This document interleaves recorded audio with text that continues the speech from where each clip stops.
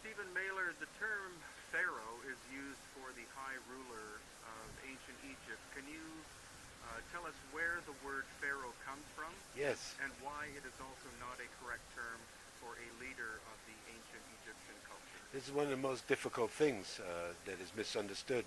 I say everyone, including myself, has used the term incorrectly. Again, Pharaoh, as we know the modern word, is a Greek derivation, as most of the terms that came out of the ancient civilization.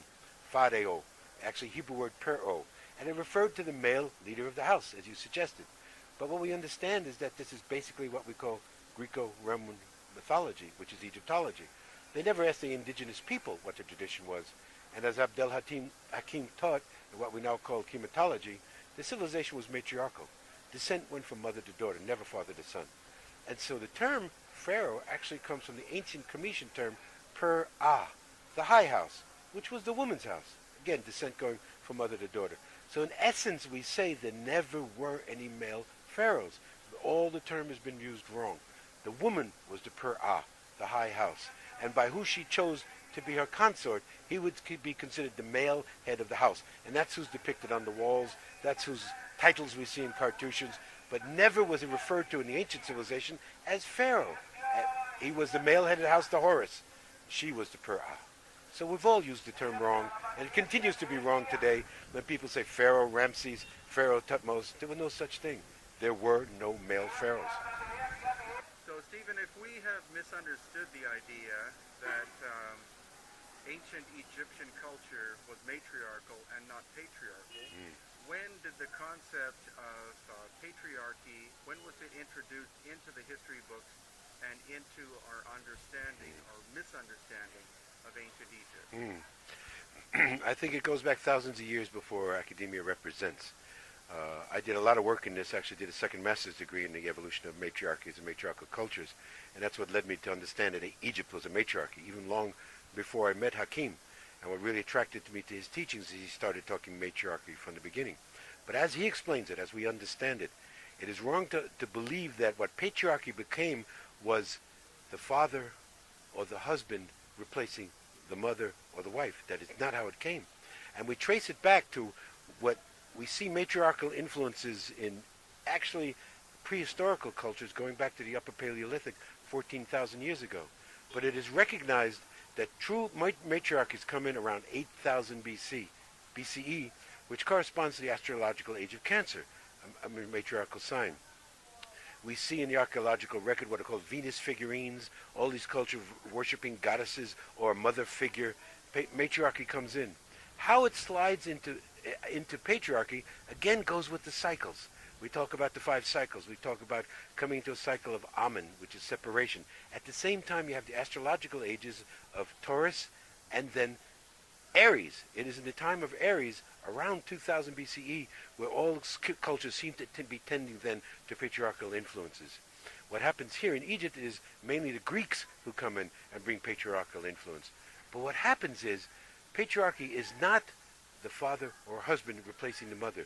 What it is the son, S-O-N, replacing the mother. And as Hakim would teach, there's no one to blame. For a long time in the women's movement in America in the 70s and around the world, there was this blaming of men by women, that men had subjugated women in patriarchy. But what Hakim said is actually, you see in the archaeological record or in the mythological record or in the traditions, mother begins to push son forward and tell him, you're my good boy, you're my strong boy. So what happens as patriarchy is that the son supplants the mother. So all our deities in our modern patriarchal religions, like Judaism, like Christianity, like Islam, are sons, S-O-N, who replace the mothers. And in Egypt, of course, it's Horus replaces Isis, and Hathor replaces them as the deciding influence, and that's how it becomes patriarchal. And it's clearly, a clear influence in that was in the town square of the ancient city of Babylon. There was a statue of who had then become the state god Marduk, actually taking a sword and splitting his mother, Tiamat, in two. There's two interpretations of the statue. One actually symbolically showing the victory of patriarchy, the son, over the mother, and there's also a theory that actually represents an exploding planet, the planet that was between Mars and Jupiter, that we know is the Van Allen belt, that there was a planet there. Tom Van Flandern has supported that theory. Both are true. But actually what patriarchy was the son replanting the mother. And now it's time now that consciousness has come about, that the son no longer will be ruling. Mother right is coming back in, the goddess is being brought in, the so-called feminine netters, and there'll be more of a balance in the future, what we're coming to the new age, the awakening of masculine and feminine, male and female. That has to go one side to balance up the other side. We swung so far to patriarchy that it has to swing now to bringing back the goddess energy, the feminine energy, back to bring it back to where it needs to be. And as Hakim said, there's no one to blame. It's just the natural cycle. We fell out of consciousness when the only thing that mattered to the ancient Cometians was the Great Mother, Nut, who the Sphinx represents, Tefnut, the spit of Nut. The only image to them was the Great Mother, the creator of all there is, the creator of all that's uncreated. Then different aspects of what we call the netters come in, and religion comes to be. But when patriarchy takes over matriarchy, it's the son supplanting the mother. And that's why the influence here, the Greeks, who were only interested in fathers and their sons, because that's their culture, so that's what they saw. They saw the people that were plastered on the walls in what are called cartouches. They thought these were titles of kings and their sons. Kings and their sons. So they create 33 dynasties of all of these different kings, and it's had nothing to do with the ancient culture. We talk about dynastic Egypt, but it's all Greco-Roman mythology. It was all just descent from the mother's house, and the male, usually a brother. There was no incest in this culture.